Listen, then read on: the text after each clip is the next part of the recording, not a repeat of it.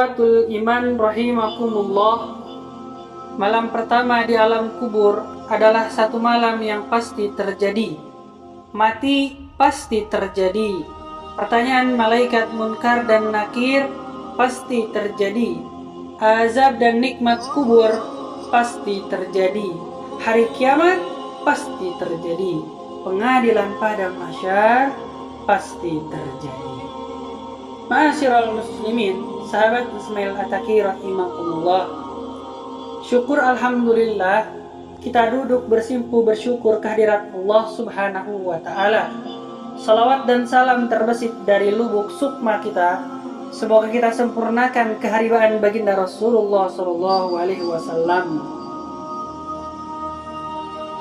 Pada video kita sekarang, kami menghimbau diri kami pribadi dan kepada para pendengar semuanya supaya menyempurnakan iman dan takwa kepada Allah Subhanahu wa taala dengan mematuhi segala titah perintahnya yang fardu khususnya dan sunnah umumnya, serta meninggalkan segala larangannya yang haram khususnya termasuk yang makruh umumnya. Fardu apabila dikerjakan akan berpahala, bila ditinggalkan maka berdosa. Sunnah apabila ditinggalkan tidak berdosa tetapi dikerjakan berpahala. Sedangkan haram bila dikerjakan berdosa, bila ditinggalkan berpahala. Pada kesempatan video kita kali ini, kita akan membahas tentang satu tema yang menjadi bahasan penting untuk kita semua, yaitu malam pertama di alam kubur.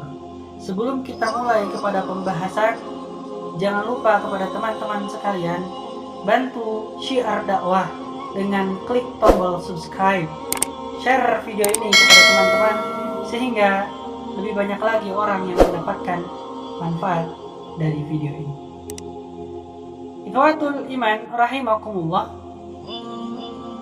tidak seorang pun dapat lari dari malam pertama di alam kubur. Kita semua berasal dari Allah Subhanahu wa taala dan kita semua akan dikembalikan ke hadirat Allah Subhanahu wa taala. Malam pertama di alam kubur adalah malam mencekam yang ditakuti semua insan. Bagi kita yang masih hidup, secara fisik kubur itu sempit dan gelap. Bagi orang kafir akan mengalami kubur yang sempit dan gelap. Bagi orang yang beriman akan merasakan kubur yang lapang dan terang. Ahli kubur yang baru meninggal dunia akan diaudit oleh malaikat munkar dan nakir. Di hari kiamat dan di padang mahsyar kita akan diaudit oleh Allah Subhanahu wa taala. Allah Subhanahu wa taala berfirman di dalam Al-Qur'an surah An-Nisa ayat ke-78. Kata Allah, dimanapun kamu berada, kematian akan mendapatkanmu, kendati pun kamu berada di dalam benteng yang tinggi dan kokoh. Ma'asyiral muslimin rahimakumullah, malaikat munkar dan nakir akan mengaudit kita dengan banyak pertanyaan. Amalan kita di dunia menentukan apakah kita akan mudah atau sulit menjawab pertanyaan malaikat munkar dan nakir.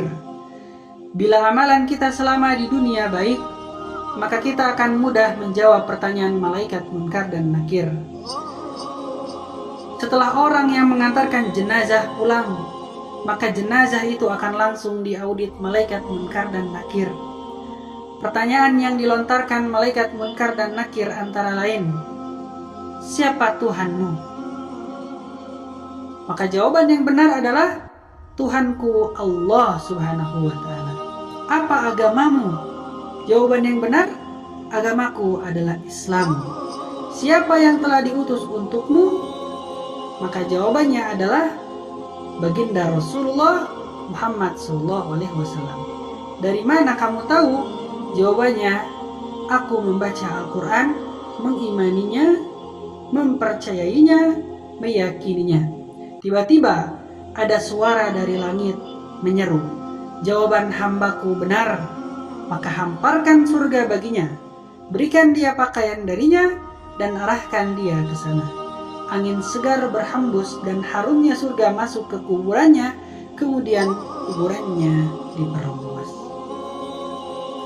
Sabda baginda Rasulullah SAW, kata Nabi, perbanyaklah pemutus segala kenikmatan dunia, yakni dengan mengingat kematian.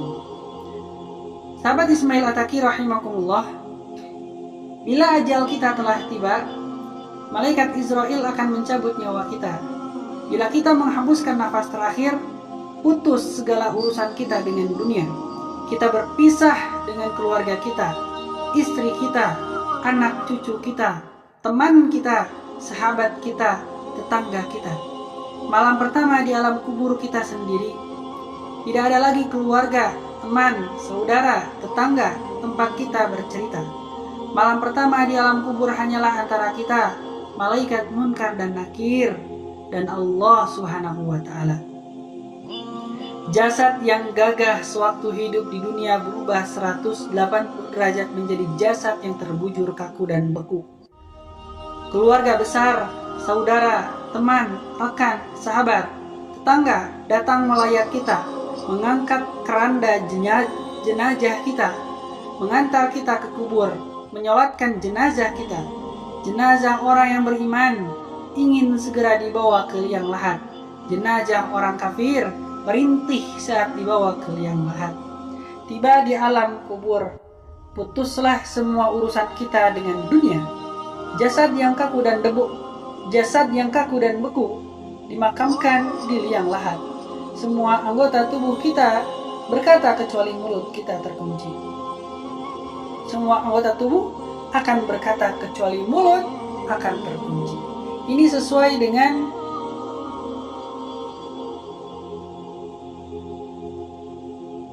firman Allah Subhanahu wa Ta'ala di dalam surah Al-Mu'minun ayat 99 dan 100. Demikianlah keadaan orang kafir itu hingga bila datang kematian, dia berkata, "Wahai Tuhanku, kembalikan aku ke dunia, agar aku boleh beramal soleh yang telah aku tinggalkan."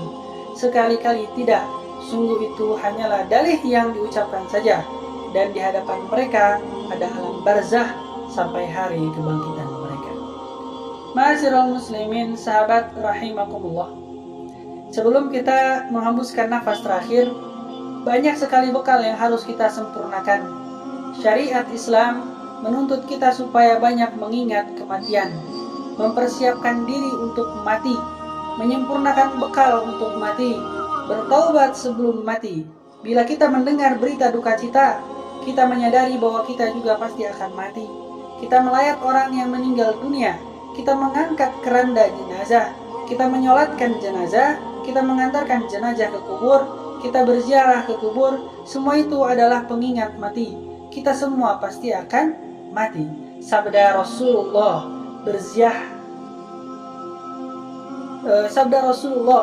Sallallahu Alaihi Wasallam, berziarahlah ke kubur, karena itu mengingatkanmu tentang hari kiamat. Allah Subhanahu wa Ta'ala berfirman di dalam Al-Quran surah Al-Mu'minun ayat 112 sampai ayat 116.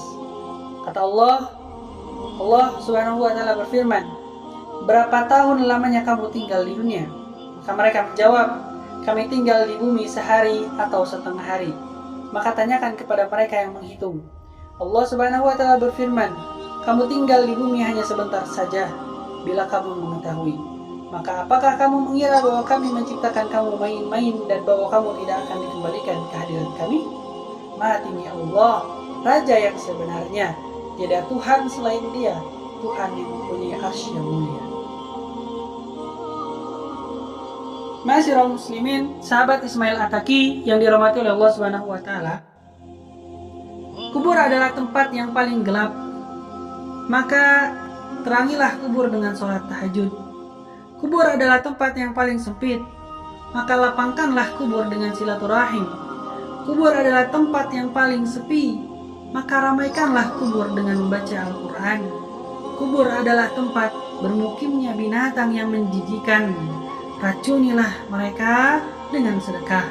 Kubur akan menyempitkanmu bila kamu melalaikan sholat, maka lapangkanlah kubur itu dengan sholat. Kubur meredamkan cairan yang sakit, maka bebaskanlah redaman itu dengan puasa. kubur adalah tempat malaikat munkar dan nakir bertanya, maka persiapkanlah jawabanmu dengan memperbanyak mengucapkan la ilaha illallah. Hadirin sahabat Ismail Attaqi rahimakumullah, semoga kita semua termasuk ke dalam golongan orang-orang yang akan mendapatkan pertolongan dan perlindungan dari Allah Subhanahu wa Ta'ala untuk selamat dari siksa kubur. Barakallah.